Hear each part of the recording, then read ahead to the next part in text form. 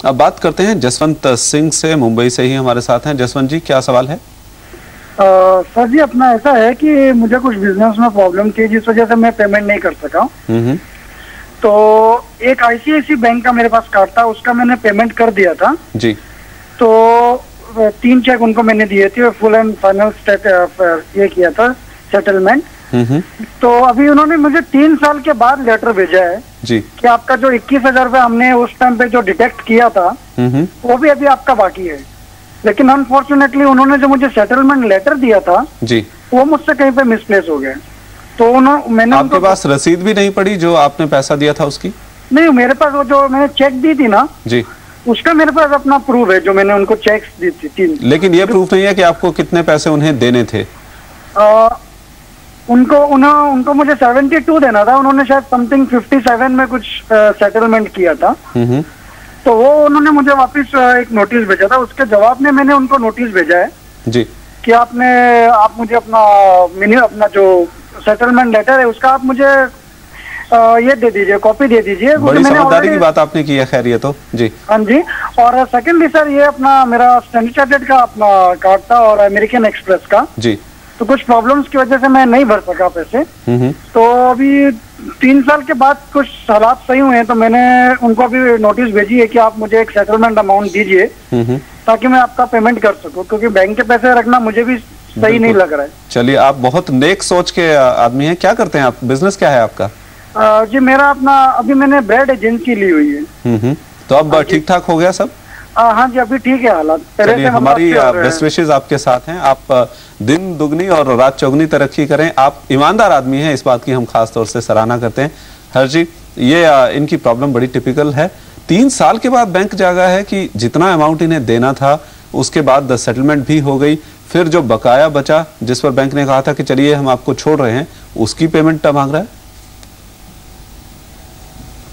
अब ये तो फैक्ट्स का सवाल है, तो अगर मतलब प्रूफ चाहिए, अगर फुल एंड फाइनल सेटलमेंट का इनके पास प्रूफ है तब तो कोई प्रॉब्लम आ नहीं सकती। लेकिन प्रूफ नहीं है तो इन्होंने एकदम, आपने कहा वो बिल्कुल सही किया है कि बैंक को नोटिस भेजा है इन्होंने कि आप हमें बता दीजिए कि उस टाइम आपने हमको लेटर दिया था, उसकी कॉपी दीजिए हमें।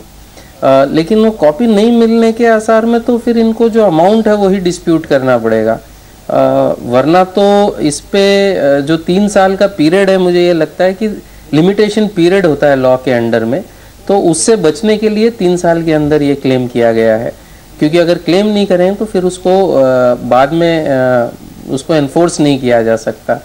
तो ये 3 साल का पीरियड खत्म होने के पहले ये नोटिस भेजी गई होगी, ऐसा मेरा अंदेशा है। लेकिन ये लेटर के बिना तो प्रॉब्लम आ सकती है। चलिए, उम्मीद ये भी करते हैं कि लेटर आपका मिल जाएगा या फिर बैंक आपको लेटर भेज देगा, या हम कोशिश करेंगे इस मामले को आगे उठाने की।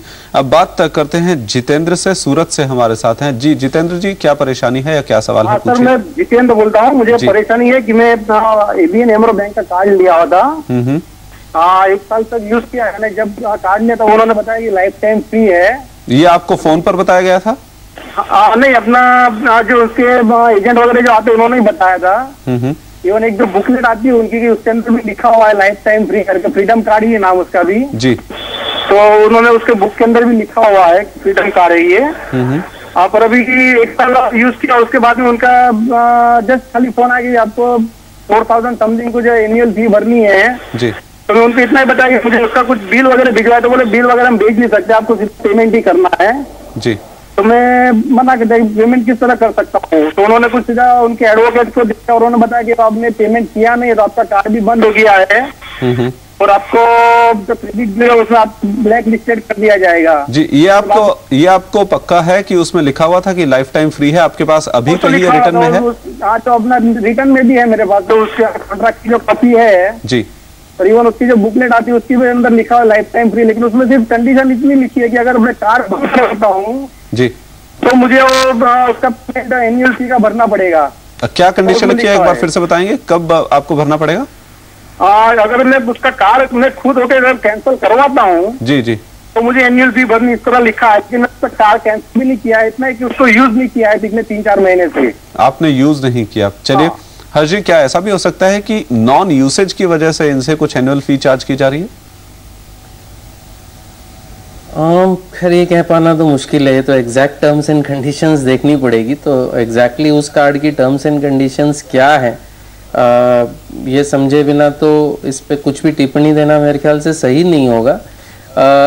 लेकिन एक चीज़ हो सकती है कि कहीं फाइन प्रिंट में ये ज़रूर हो सकता है कि अगर ये कंडीशन आप पूरी नहीं करेंगे तो एनुअल फ़ी आपको लगेगी।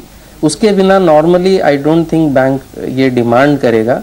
तो फाइन प्रिंट देखे बिना इस पर टिप्पणी करना मुश्किल है कि वेदर ये फीस एक्चुअली ड्यू है कि नहीं। तो क्या करें, कार्ड बंद करवा दें? ये चाहे कार्ड बंद करवा दें, अगर उस टर्म्स एंड कंडीशंस के मुताबिक अगर फ़ी ड्यू है तो फिर इनको देनी पड़ेगी। एक डिफर्ड फ़ी भी हो सकता है कि अगर अभी जब आपने एंट्री किया तब कोई फ़ीस नहीं है, लेकिन अगर फला कंडीशन फुलफिल नहीं होती है तो बंद करते समय आपकी इतनी फ़ीस लगेगी। अगर वो टर्म कंडीशन आप वो बुकलेट में है जो कि इनके पास है तो फिर मतलब वो लायबिलिटी तो रहेगी जी। और अगर नहीं भी पेमेंट करेंगे तो भी वही जो बैंक उनको बोल रहा है कि क्रेडिट ब्यूरो को रिपोर्ट कर देंगे, वो उसमें शायद जस्टिफाइड हो जाएंगे। तो इसको अगेन लाइटली नहीं लेना चाहिए और उसको, चूंकि इनके पास तो सारे कागजात हैं, उसको स्टडी करके उनको आगे का एक्शन डिसाइड करना चाहिए। तो पहले फाइन प्रिंट जो है वो अच्छे से एक बार और पढ़ लें। उसमें कुछ ऐसा तो नहीं लिखा होगा कि अगर आप कार्ड कैंसिल करवा रहे हैं या बंद करवा रहे हैं तो इस तरह की फीस लगेगी या क्या क्या कंडीशंस हैं। लेकिन क्योंकि फीस जो है आमतौर पर एडवांस में ली जाती है साल के, इसलिए अगर आप अपना क्रेडिट कार्ड बंद करवा देंगे और ये एक नॉर्मल अगर एनुअल फी है तब आपको फीस नहीं देनी पड़ेगी। लेकिन अगर ये है कि कैंसिल करवाने पर इतनी फीस देनी पड़ेगी तब आप कैंसिल नहीं करवाएं, उसको यूज करते रहें। तो बैंक से थोड़ा सा खुलकर बात कर लें, उससे हो सकता है मामला साफ हो जाए और फाइन प्रिंट को भी अच्छे से पढ़ लें।